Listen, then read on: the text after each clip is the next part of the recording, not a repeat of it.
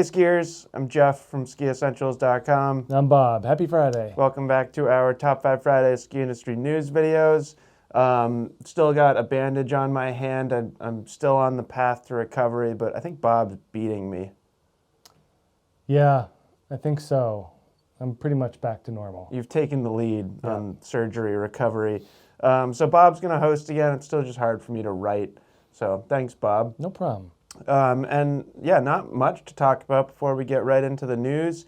We do have the remnants, because a ski was stolen. We have the remnants of a mid-80 all-mountain ski comparison behind us.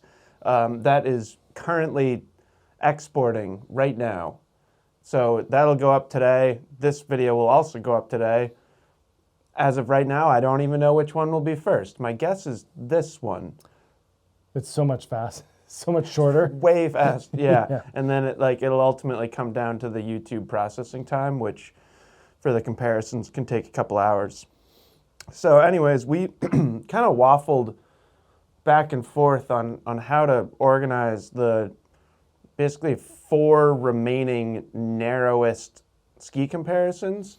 And yeah, ultimately landed on we're kind of going widest to narrowest on the next 4 videos, and this one is differentiated from the next one by these are all flat skis, and predominantly in the next video that we do, it'll be a similar width range, but ski and binding systems or combinations.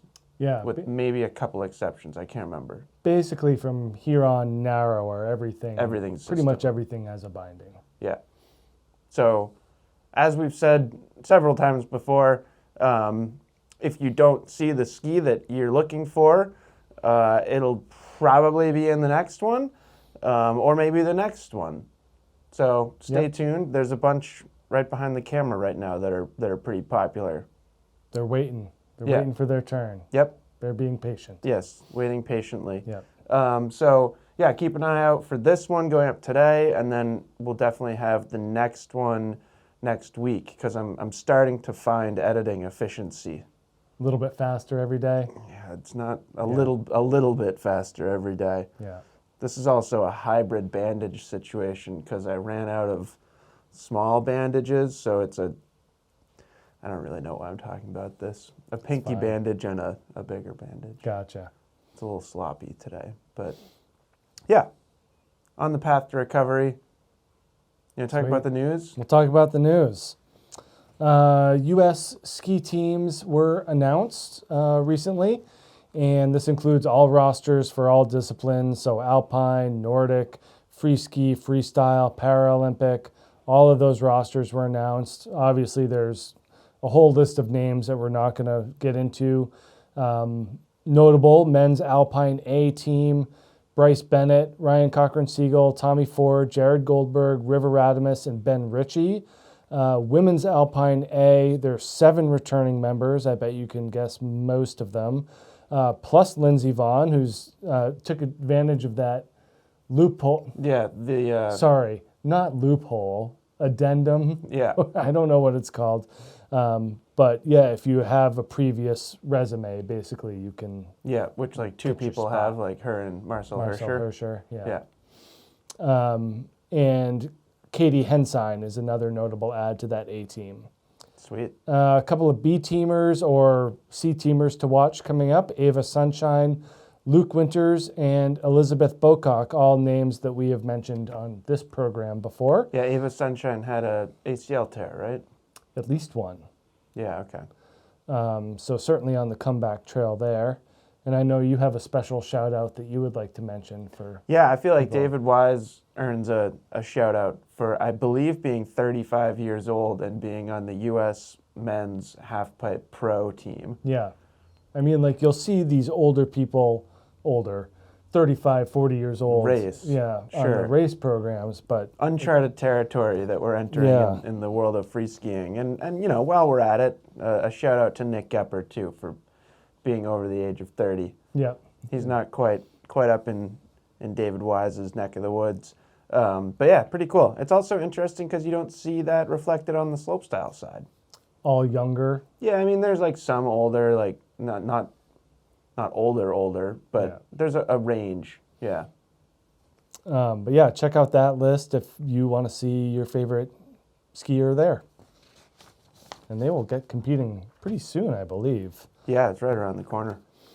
Number 2 here, drought conditions here in the Northeast are kind of jeopardizing snowmaking plans for some mountains. We've experienced an extremely dry stretch of weather over the past few months. And, you know, I don't know if you've driven over to Maine or back and forth across New England, but you kind of go through these streams, these areas, these watersheds that are normally flowing and very deep, and there's nothing. Yeah, what is it? The Moore Reservoir? What's the one like? That's the Connecticut River. Right. Yeah, they dam it up in It's St. the Johnsbury. Moore, right? Yeah. Yeah, I drove by that one. I mean, this was probably a month ago, and was Yeah. shocked. I'd never seen it that low. Yeah. It's So- pretty crazy. Most ski areas around here use some type of feeding process for their snowmaking ponds. So usually it's an adjacent river that they'll kind of open and close a gate to fill a snowmaking pond when they need to get more water. But if that river is not producing enough water, they're not going to be able to replenish the snowmaking ponds. This article points to places like Gunstock in New Hampshire and Sugarloaf in Maine that use these streams to refeed their ponds. And basically, you got to be a little bit more strategic about your approach instead of just going full out at the beginning of the year. Maybe, you know, I think a lot of places get excited when, that wet bulb temperature hits 28 degrees. Yeah, it's something like that. Yeah. It's still not that efficient to make snow at those temperatures. So, you know, maybe waiting until it's colder. You Yeah. see that cold stretch and not kind of just making snow for the sake of making snow due to water considerations. So I think that unless we get, you know, a bunch of rain between now and like a month, Yeah. you know, we get like a about lot month, of places are month and a half. going to really be getting going in a month here. You know, that's going to definitely put some, you know, creativity on some of these mountains to be able to make the required amount of snow to open stuff. Giant domes. That's what you're voting for. Just everywhere. Yeah. No, not really. You know, and then the ultimate hope is that it actually snows. Yeah, I mean, This isn't as big of a problem. that so, would certainly solve a lot of problems. Yeah. You know, I know like a lot of people in the Northeast, and it's a little bit more region specific now because we have had some rain recently, but not everywhere has received it. Yeah. So, you know, a lot of people are worried about wells drying up, and it'd be nice to have a very snowy winter, not just for skiing, but for the health of our ecosystem. Yeah, and this is something that we're not really used to around here. It's usually No. not even close to being this dry. Are you well water? I am, yeah. I got a nice deep well. Yeah. No I- issues yet. I do too, but like it's been in the back of my mind Right. a little bit. Like I'm not going to go fill a hot tub with my well. Yeah, right. I wouldn't do that either right now. My wife likes watering lots of plants, and we had to put a slight limitation on it. No, I mean, no one really waters their lawn around here because it's usually, No, I mean, my lawn's still totally green. I did pick a really tough time to try and grow new grass. I put a shed Yeah. in, and I've got a Yeah. pretty patchy grass growth. And No. I just, I stopped watering that too. Yeah. About a month or 3 weeks, a month ago. Yeah, usually this like, is a yeah. great time for growing new grass. Not this year. Not this year. We sodded a new tee box at Copley because it's like, Yeah. what else are you gonna do? You got to keep that stuff wet too. Yes, you do. Yeah. But yeah, hopefully nature shakes out like it does. Yeah. Tough year to be a whitewater kayaker too. Right. Like I don't paddle as much as I used to, but I don't know. Probably some whitewater kayakers, if they're whitewater kayakers watching this, can relate to this habit. It's like I probably at least weekly check American Whitewater and like look at river levels of like places I paddled and places I'd like to paddle, and yeah, just like bone dry.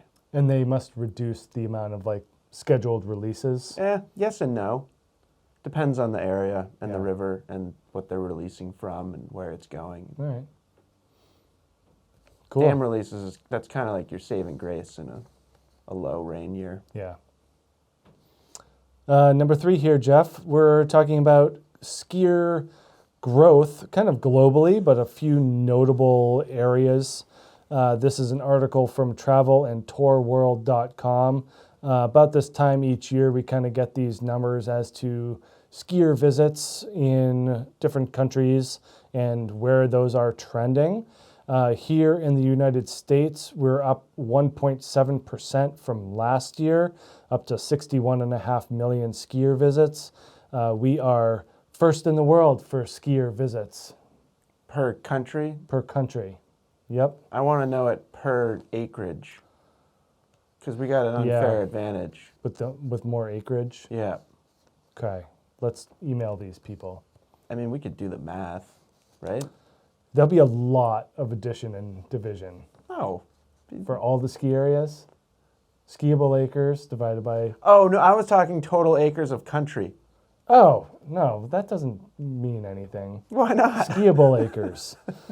That would be annoying. Yeah, that's what I'm saying. France, which is a focus of this article, is up 5.5% over last year, moving up to 54.8 million skier visits. Austria is third with 52.6 million. Your dome ideas here, Jeff, are trending the right way too. China is up 12.9%. So they lead the percentage, but they are still only at 26 million skier visits. What's the next highest percentage growth? I don't know. Okay. Probably France, but I think it's trying to is I was pacing. going to try and do some rough math of how long it'll take for them to become number one. Yeah, Because it feels like one of those things that will happen. pretty quick, and if they're building more domes, Right. then yeah. At least on their current trajectory. Yep. But it's going to be indoor, so it'll have an asterisk next to it. Yeah. No, I'm fine with that designation. Okay.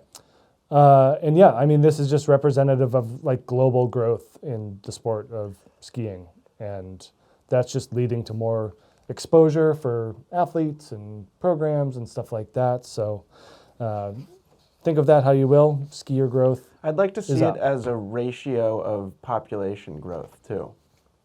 Right. So if China's population is up 10% and their skier population is 12.9. Or worldwide population. Like, what is Yeah. outpacing the other Right. as percentages? I would imagine people. Yeah, who knows? Yeah. I don't know. This is just the way that my mind works.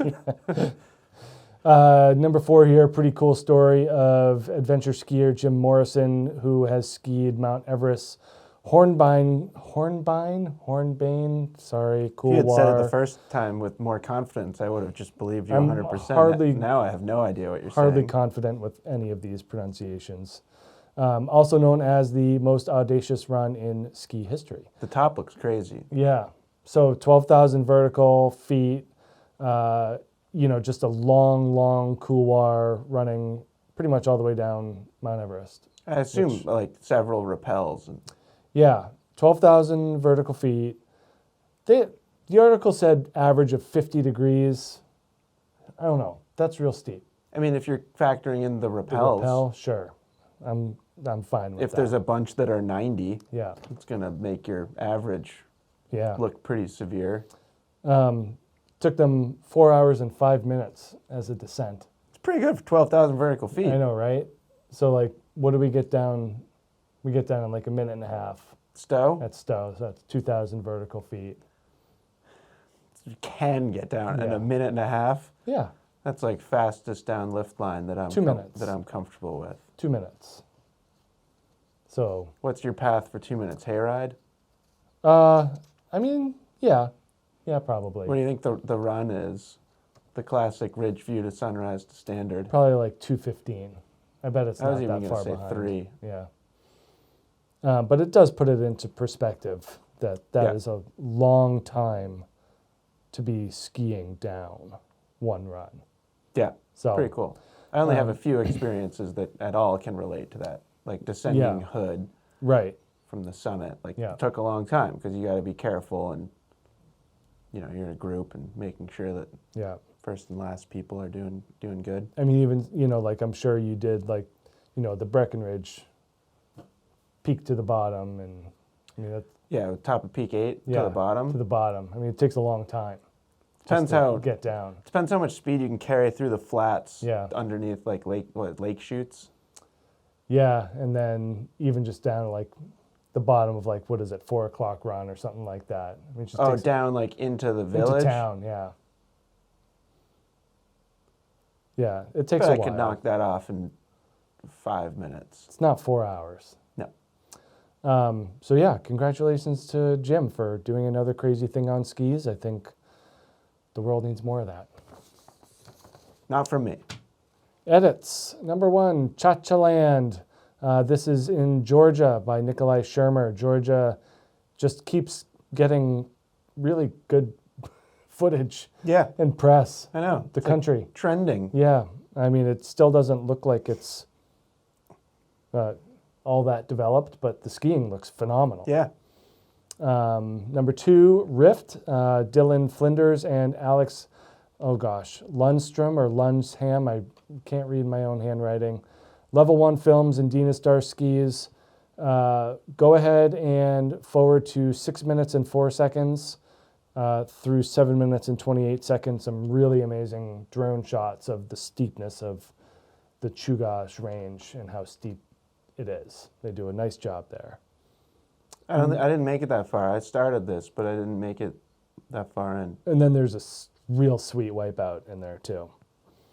Number 3, this is Rapid Fire episode 2. This is Mally Noise's webisode thing of her shooting gallery that shoot kind of Odyssey. I'm with you. Yeah. Okay. So check that out. Episode 2 out of 10 or 11, I believe. And then number 4, Hank Stowers is skiing Mount Hood in early October, and it looks very rocky. Yeah. A lot of picking Did you watch Picking this? around. Did you watch this one? the rocky part. Just like I didn't. I mean, I kind of like clicked and skimmed Yeah. through it. He was having a great time, Yeah. I mean, talk about adventure skiing. hooting and hollering. Yep. And, yeah. So that's it for Love edits. to see it. That's it for news. Cool. You think your kids are here yet? No. They'll be here later. I'm looking forward to my bracelet.